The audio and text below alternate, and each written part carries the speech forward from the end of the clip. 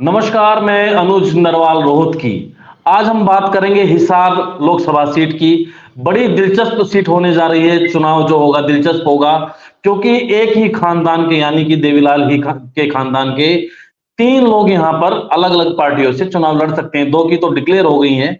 BJP से रणजीत चौटाला हैं और इनेलो से सुनैना चौटाला हैं। और बात ये भी आ रही है कि जेजेपी भी अपने या तो नैना चौटाला को या किसी और को वहां से उतार सकती है, यानी कि एक ही परिवार से तीन लोग अलग अलग पार्टियों में। और इस पर भी चर्चा करेंगे कि जो बीजेपी है उनके पास क्या ऐसा नेता नहीं था पार्टी का जिसके ऊपर वो भरोसा कर सके। तीसरा आज के जो बातचीत का हिस्सा रहेगा कि कांग्रेस के सामने कैंडिडेट कौन कौन से हैं जिनके ऊपर वो दाव खेल सकती है। हमारे साथ प्रद्युमन जोशीला हैं। आपका स्वागत है प्रद्युमन भाई। जी बहुत बहुत धन्यवाद। बड़ा मजेदार हो जाएगा। अब तो एक ही परिवार से तीन लोग अलग अलग पार्टी के। कैसा दिखता है आपको अगर ऐसा होता है तो? बिल्कुल, ये संभवतः पूरे भारत देश की एक ऐसी सीट होगी जिस पर एक परिवार के तीन सदस्य आमने सामने होंगे। और दो सदस्य तो हमने कई बार देखे हैं परिवार के आमने सामने होते हुए, लेकिन तीन सदस्य संभवतः हरियाणा प्रदेश के इतिहास में भी एक ऐसा अजब और गजब मौका हिसार की जनता के पास होगा जब एक परिवार के तीन सदस्य आमने सामने होंगे।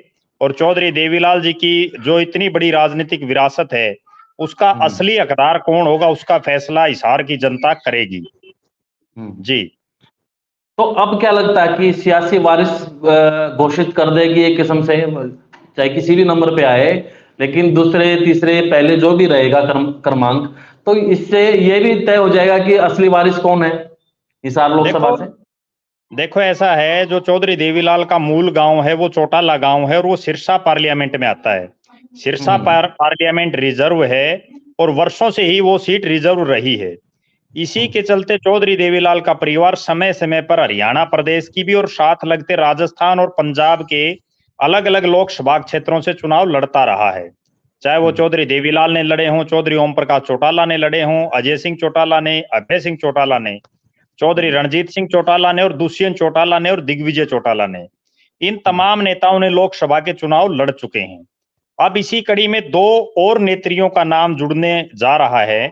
वो एक नेत्री सुनैना चौटाला, जो चौधरी देवीलाल के जो दूसरे नंबर के बेटे हैं प्रताप सिंह चौटाला, स्वर्गीय प्रताप सिंह चौटाला, उनके बेटे रवि चौटाला की धर्मपत्नी है। और दूसरी जो है नैना चौटाला, जो बारडा की विधायक हैं, उससे पहले डबवाली से भी वो विधायिका रह चुकी हैं। वो अजय सिंह चौटाला की धर्मपत्नी है। तो अब इन तीनों के बीच में कैसा मुकाबला होगा? हालांकि राजनीतिक वारिस का एक तौर से जो है फैसला हिसार की जनता करेगी जिस दिन मतदान होगा उस दिन, लेकिन उससे पहले ही चूंकि चौधरी रणजीत सिंह चौटाला जो राष्ट्रीय पार्टी और सत्तारूढ़ पार्टी है उसकी टिकट ला चुके हैं, जबकि जेजेपी और इनेलो ये एक परिवार की या एक घर की पार्टी है और प्रदेश की एक क्षेत्रीय पार्टियां हैं, लिहाजा इसमें फैसला परिवार के नेताओं को ही करना है। तो उन्होंने अपने पारिवारिक सदस्यों को चुनावी मैदान में उतार दिया है। जो पहली जीत है राजनीतिक वारिस बनने की, वो निश्चित रूप से रणजीत सिंह चौटाला जीत चुके हैं।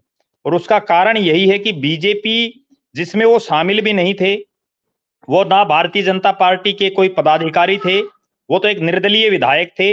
उसके बावजूद उन पर भारतीय जनता पार्टी ने जिस तरह से विश्वास जताया है, चौधरी देवीलाल की ही जो उनके बेटे थे इसलिए उन पर ज्यादा भरोसा किया है।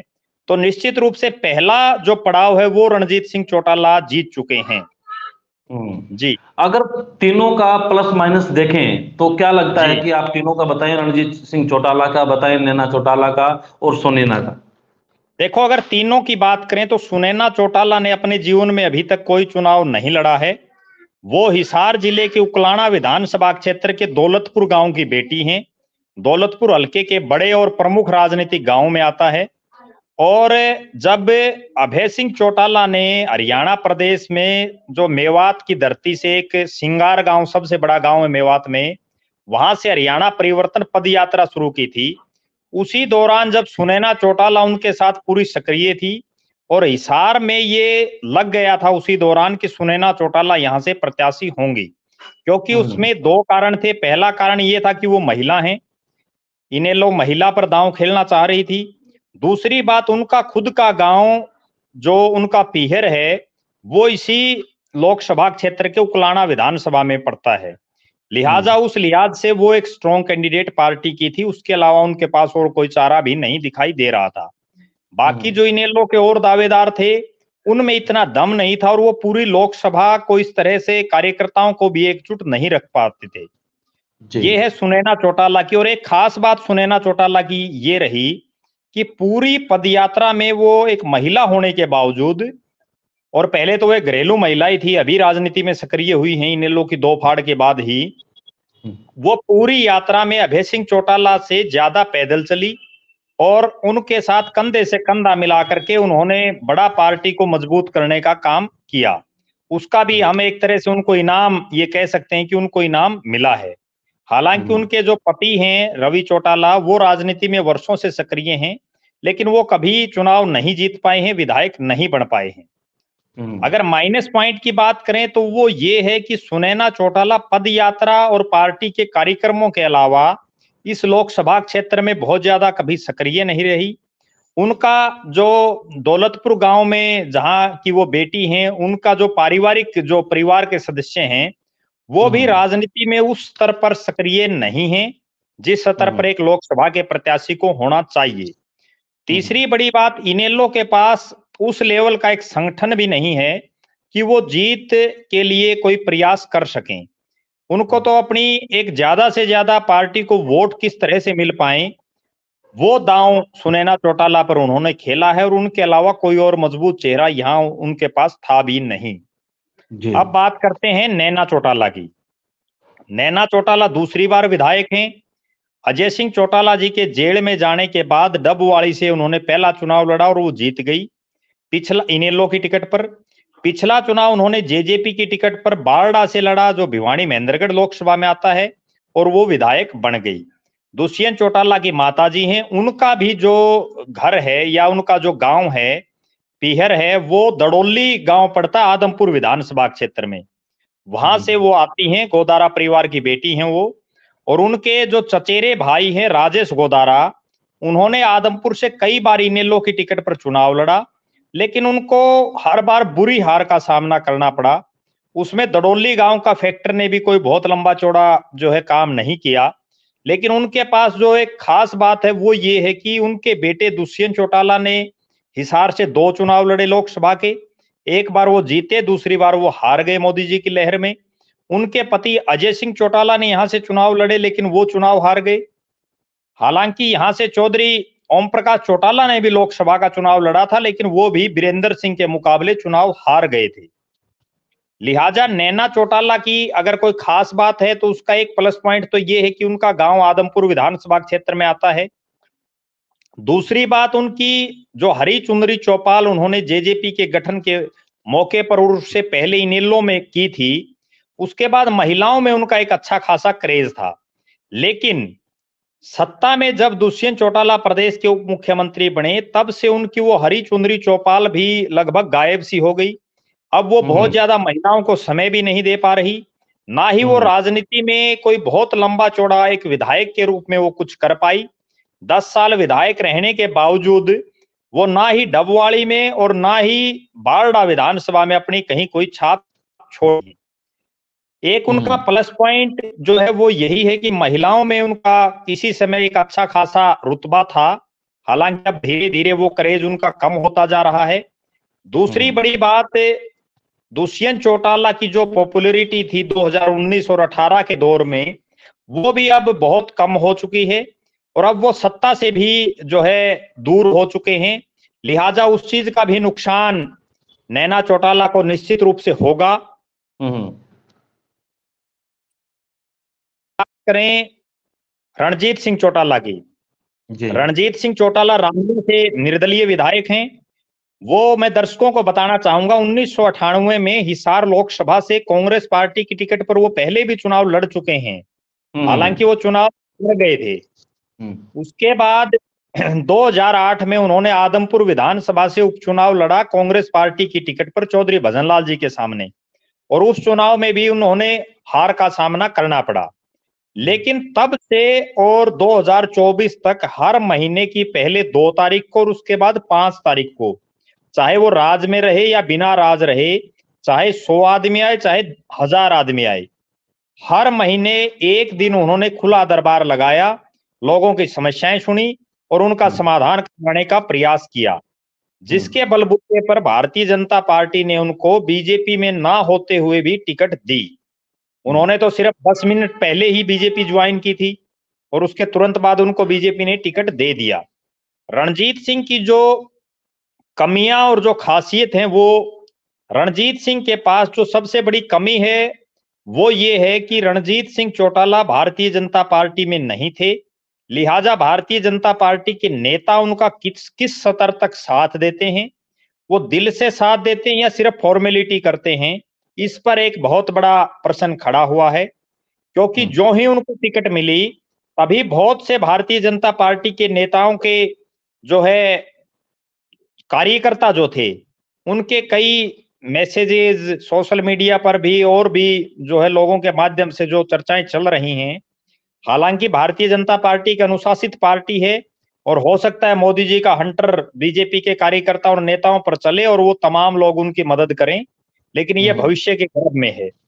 उनकी अगर खासियत की बात करें तो 78 साल की उम्र में भी वो एक युवा की तरह काम करते हैं, दिन रात लोगों के बीच रहते हैं और मनोहर लाल जी की सरकार में भी और नायब सिंह सैनी के मंत्रिमंडल में भी संभवतः वो प्रदेश के इकलौते ऐसे मंत्री हैं जो नांगल चौधरी से लेकर के और कालका तक और होडल पलवल से लेकर के चौटाला डबवाड़ी तक पूरे हरियाणा में लोकप्रिय रहे, पूरे हरियाणा में उनके कार्यक्रम रहे, उसका उनको फायदा मिला।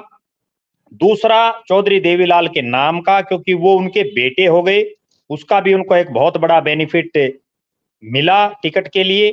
तीसरी जो बड़ी बात है रणजीत सिंह की वो ये है कि वो लगातार जनता के बीच रहते हैं और लोगों के तुरंत करते हैं। और सबसे बड़ी बात ये है, इस सरकार में कोई मंत्री ऐसा नहीं होगा जो आधी रात को भी लोगों के फोन उठाए, वो लोगों के फोन भी उठाते हैं। ये उनका प्लस पॉइंट है। और जो माइनस पॉइंट है वो एक जो उम्र है, क्योंकि बाकी जितने प्रत्याशी हैं वो उनके मुकाबले युवा हैं।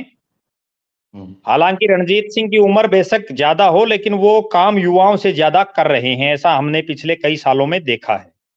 जी जी इसमें देखो सवाल ये है कि रणजीत सिंह चौटाला को दे तो दी टिकट और वो अभी विधायक भी थे तो निर्दलीय थे, बीजेपी से नाता नहीं था, पुरानी कांग्रेसी हैं। अब सवाल ये उठता है कि क्या बीजेपी को लोकसभा में, हिसार लोकसभा में कोई ऐसा चेहरा क्यों नजर नहीं आया जिसके ऊपर वो भरोसा कर पाते। उसमें बहुत सारे नाम थे, जैसे हमने हिसार लोकसभा के ऊपर पहले भी बात की थी, बहुत सारे लोगों लाइन में थे। हालांकि ब्रिजेंद्र सिंह छोड़ चुके हैं भाजपा को, उसके बाद कैप्टन अभिमन्यु का नाम था और कई नाम थे, कुलदीप बिश्नोई का नाम चर्चा में था। तो ये क्या मतलब इसके पीछे गणित समझ नहीं पाए, वजह समझ नहीं पाए कि ऐसी क्या वजह थी कि उनके ऊपर भरोसा नहीं हो पाया बीजेपी को। देखो डॉक्टर साहब, अगर कड़वी सच्चाई बताऊं तो वो ये थी कि भारतीय जनता पार्टी सर्वे के आधार पर अपना काम करती है। हिसार लोकसभा क्षेत्र में प्रदेश में सबसे ज्यादा टिकटार्थी बीजेपी के थे, क्योंकि ये एक ऐसी सीट दिखाई दे रही थी जहां कांग्रेस कमजोर थी। यहाँ कांग्रेस पिछले 4 चुनाव में 3 नंबर पर रह चुकी है, जिनमें 3 मुख्य चुनाव और 1 उपचुनाव, और उनमें 3 बार जमानत जब्त और चौथी बार बिल्कुल बाल बाल उनकी जमानत बची। 9 के 9 जो विधानसभा क्षेत्र इस लोकसभा में है वहां कांग्रेस का कोई एमएलए नहीं है। लिहाजा इस सीट पर जितने दावेदार थे उसमें सबसे बड़ी बात यही थी कि ये जाट बाहुल्य सीट है, कि यहाँ जाट वोटर बीजेपी के पक्ष में कौन नेता ला सकता है। उस पर उन्होंने बीजेपी के जितने सर्वे हुए, जितने नेताओं की जो इंटरनल रिपोर्टें गई, उस सभी में यही बात थी कि ना तो Jat vote bank captain Abhimanyu के खाते में आ सकता, ना कुलदीप बिश्नोई के खाते में आ सकता, ना रणबीर सिंह गंगवा के खाते में आ सकता, ना ही बीजेपी के जो और टिकटार्थी थे उनके खाते में आ सकता। अगर जाट वोट बीजेपी को हिसार में नहीं पड़ेगा तो बीजेपी का कैंडिडेट चुनाव नहीं जीत पाएगा। हिसार लोकसभा में सबसे ज्यादा जाट वोट हैं और जाट डोमिनेटेड ये सीट है, लिहाजा यहाँ जाट वोट लेने वाला सिर्फ इकलौता आदमी जो भारतीय जनता पार्टी के सर्वे के हिसाब से भी और बीजेपी के नेताओं की जो इंटरनल रिपोर्ट थी उसमें चौधरी रणजीत सिंह चौटाला ही निकल करके आए। हालांकि मैं एक और दर्शकों को बड़ी बात बताने जा रहा हूं, जेजेपी के भी एक विधायक का हिसार से टिकट की लाइन में नाम था, लेकिन अच्छा। उसको टिकट इसलिए नहीं दी गई कि दूसरी पार्टी के अगर किसी नेता को एकदम से टिकट दे देते हैं तो हो सकता है जो बीजेपी के कार्यकर्ता हैं उन पर कहीं विपरीत प्रभाव ना पड़ जाए, क्योंकि रणजीत सिंह चौटाला तो किसी पार्टी में नहीं थे। इसके अलावा एक बात और बताऊं, जो पुरानी कांग्रेसी की बात है, रणजीत सिंह ने अपना राजनीतिक जीवन चौधरी देवीलाल की लोकदल से ही शुरू किया, जनता पार्टी से। उसके बाद वो बीजेपी में भी रहे हैं। बीजेपी में उन्होंने कई साल राजनीति की है, लेकिन उसके बाद वो कांग्रेस में घर वापसी उन्होंने की, वो कांग्रेस में चले गए। अब वो निर्दलीय विधायक हैं। दूसरी बड़ी बात, पार्टी ने ये सोचा कि एक ऐसा चेहरा हो जिसकी छवि साफ हो, जिसके ऊपर कोई प्रश्न ना उठा पाए, क्योंकि पीछे चाहे वो कुलदीप बिश्नोई की बात हो, उन पर भी जाट नॉन जाट का एक ठप्पा वर्षों से लगा हुआ है, ना वो इलाके में आते हैं। तीसरी बड़ी बात वो ये थी कि जनता के बीच कौन नेता रहता है। चौधरी रणजीत सिंह ना तो हिसार लोकसभा के किसी हल्के से विधायक थे, ना उनको कहीं चुनाव लड़ना था। उसके बावजूद वो महीने में एक दिन तो फिक्स, और इसके अलावा महीने में एक दो दिन और लगभग 3 दिन हिसार लोकसभा में वो लगाते थे हर महीने। जबकि ना तो कुलदीप बिश्नोई, ना कैप्टन अभिमन्यु। कैप्टन अभिमन्यु भी अभी जो चुनावी वातावरण जब से शुरू हुआ है तब से हिसार में वो सक्रिय हुए हैं, वरना उससे पहले नारनौंद में भी उनका आना जाना बहुत ज्यादा नहीं था।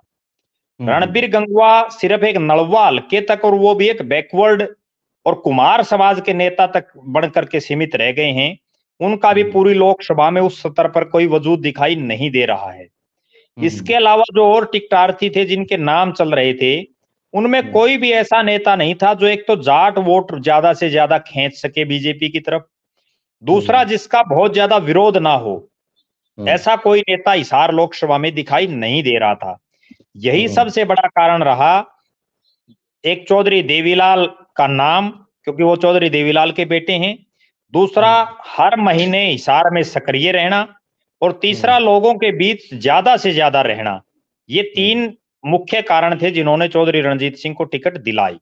और चौथा और जो सबसे बड़ा कारण था वो ये था कि प्रदेश के जो सुपर सीएम जिनको हम आज के दिन बोलते हैं, मनोहर लाल खट्टर जी, उन्होंने खुली पैरवी रणजीत सिंह चौटाला की, जिसकी वजह से उनको ये टिकट मिल पाई। और उसका भी एक कारण है कि मनोहर लाल खट्टर जी ने क्यों उनकी मदद की। ये बात रणजीत सिंह चौटाला अपनी जनसभाओं में अक्सर कहते हैं कि जब मैं रानिया से इंडिपेंडेंट चुनाव लड़ रहा था तो मेरे पास जिस दिन वोट पड़े और काउंटिंग से एक दिन पहले मनोहर लाल खट्टर जी का फोन आया, वो हरियाणा के सीएम थे। उन्होंने बताया कि रणजीत सिंह जी आप चुनाव जीत रहे हैं और आपका बहुत बहुत आपको बधाई हो।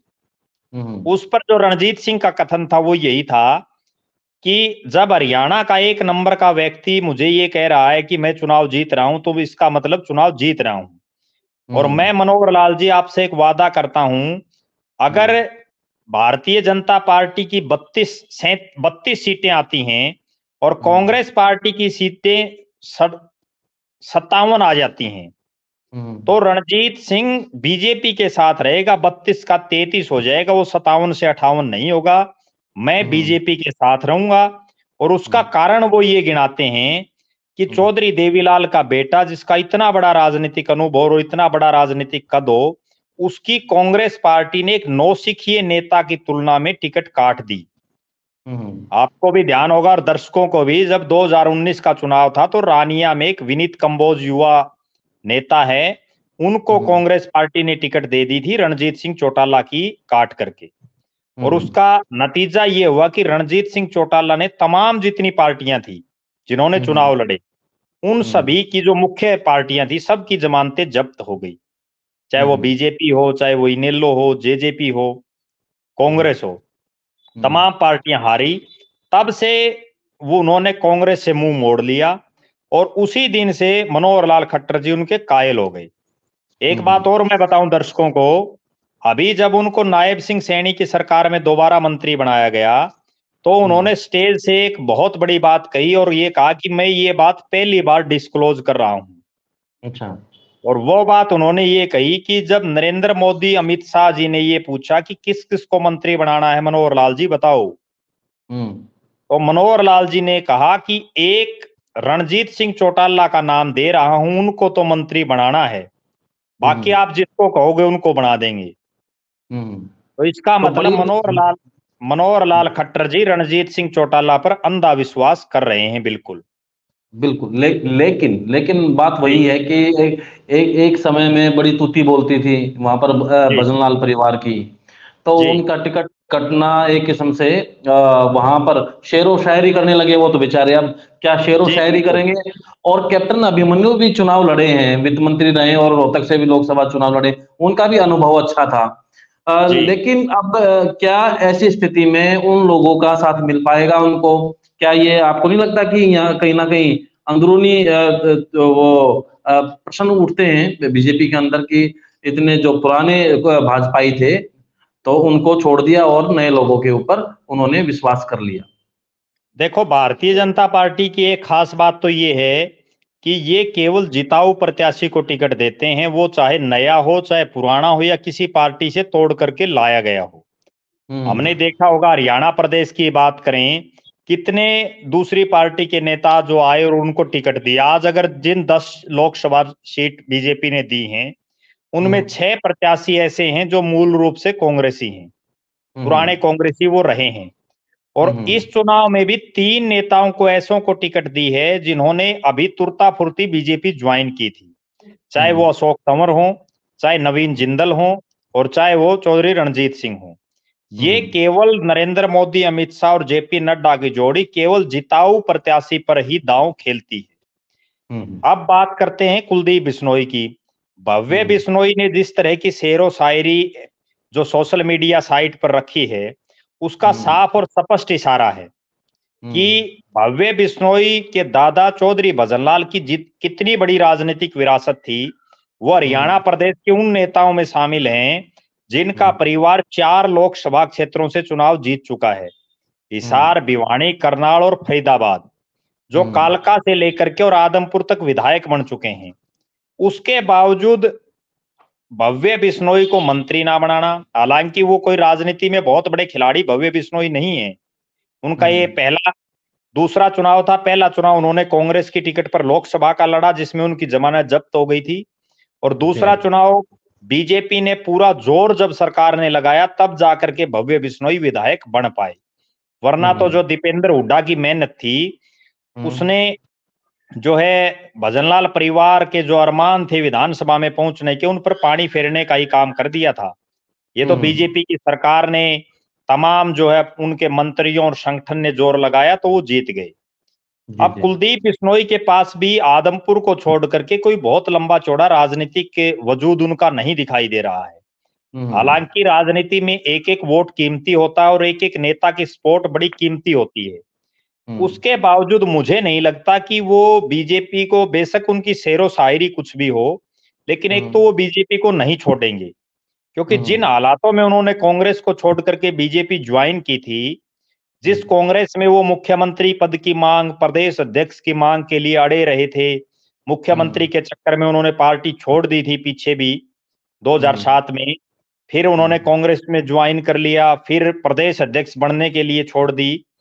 हम्म। अब जो है उनकी इतनी जो है राजनीतिक वर्चस्व नहीं दिखाई दे रहा कि वो बीजेपी को छोड़ पाएंगे। हम्म। दूसरी बड़ी बात, मुझे ऐसा लग रहा है कि उनका जो मूल वोटर है, वो भी कहीं ना कहीं, बेशक उनको कई कारण हैं उसमें जिनको सार्वजनिक नहीं बताया जा सकता, वो कांग्रेस की मदद भी नहीं करेंगे।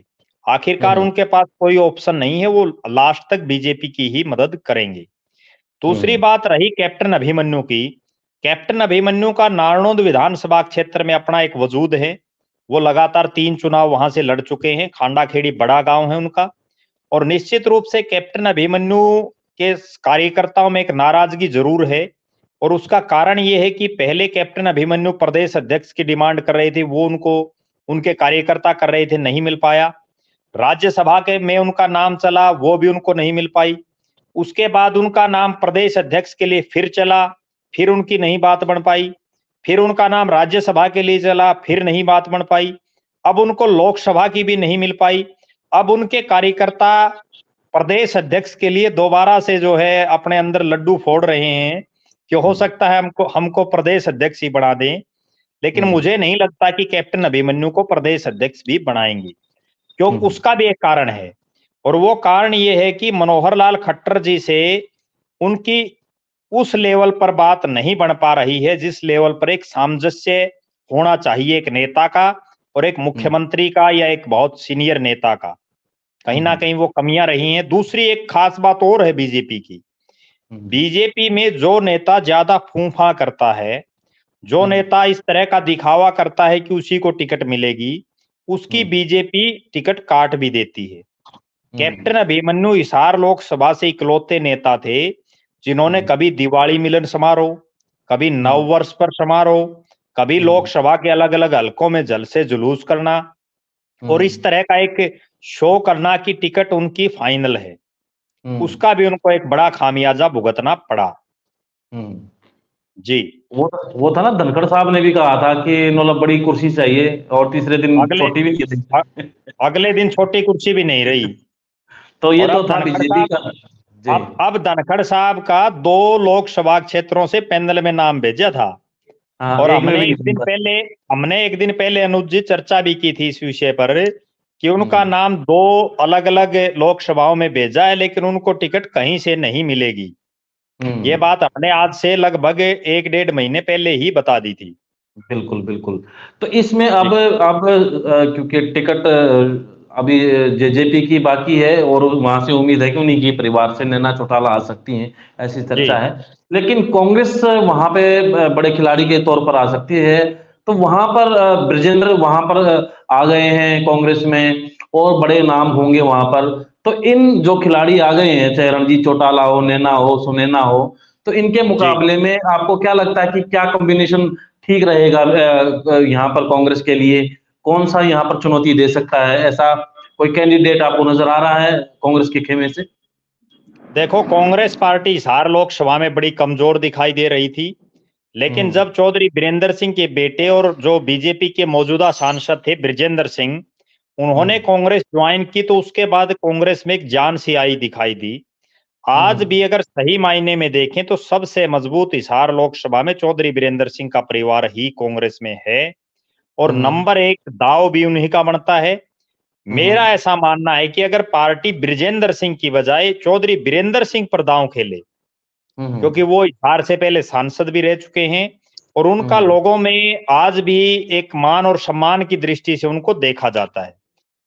चौधरी ब्रजेंद्र सिंह से भी मजबूत प्रत्याशी कांग्रेस की तरफ से यहां दिखाई दे रहे हैं और पहला हक भी उन्हीं का बन रहा है, क्योंकि जब बहुत से नेता बीजेपी में ज्वाइन कर रहे थे तब उन्होंने बीजेपी छोड़ने की हिम्मत दिखाई, कांग्रेस में वो शामिल हुए। उसके बाद कांग्रेस में कई और नेता शामिल हुए उनके आने के बाद, और पहला दांव ब्रजेंद्र सिंह और चौधरी बीरेंद्र सिंह का ही है। अगर पार्टी कहीं जाट और नॉन जाट की कोई बात करे तो उसके बाद यहाँ एक नाम उभर करके दिखाई दे रहा है रामनिवास घोडेला का, जो कुम्हार समाज से बिरादरी से आते हैं और बरवाड़ा से पूर्व विधायक रहे हैं। इसके अलावा एक नाम यहाँ से चंद्रमोहन बिश्नोई का भी चल रहा है। चंद्रमोहन जो चौधरी भजनलाल के बेटे हैं और उन्होंने नलवा से पीछे चुनाव भी लड़ा था, लेकिन वो नलवा से हार गए थे।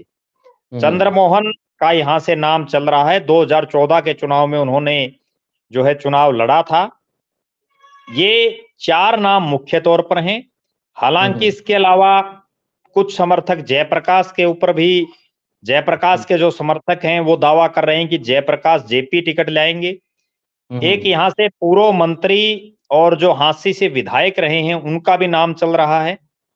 इसके अलावा एक चर्चा ऐसी भी है कि भारतीय जनता पार्टी के भी एक बड़े नेता कांग्रेस में शामिल हो सकते हैं टिकट के लिए। वो बीजेपी की टिकट पर दावा कर रहे थे, उनको वो टिकट नहीं मिल पाई और वो पूर्व में कांग्रेसी ही थे। तो लिहाजा ऐसी चर्चाएं हैं कि वो कांग्रेस में शामिल हो सकते हैं अगर उनको टिकट की कहीं कोई ऑफर कांग्रेस की तरफ से होता है तो ये मुख्य दावेदार कांग्रेस की तरफ से दिखाई दे रहे हैं।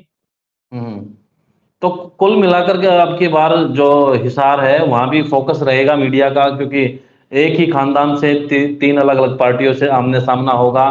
कांग्रेस के लिए भी जो 20 साल का वनवास है वो भी देखते हैं कि अब की बार वो पूरा हो पाएगा या नहीं। तो जी सबकी बिल्कुल। नजर रहेगी हिसार लोकसभा के ऊपर। हम आपसे फिर जुड़ेंगे। आप इतनी सारी बातें बताई दर्शकों को, आपका बहुत बहुत जी धन्यवाद। जी धन्यवाद।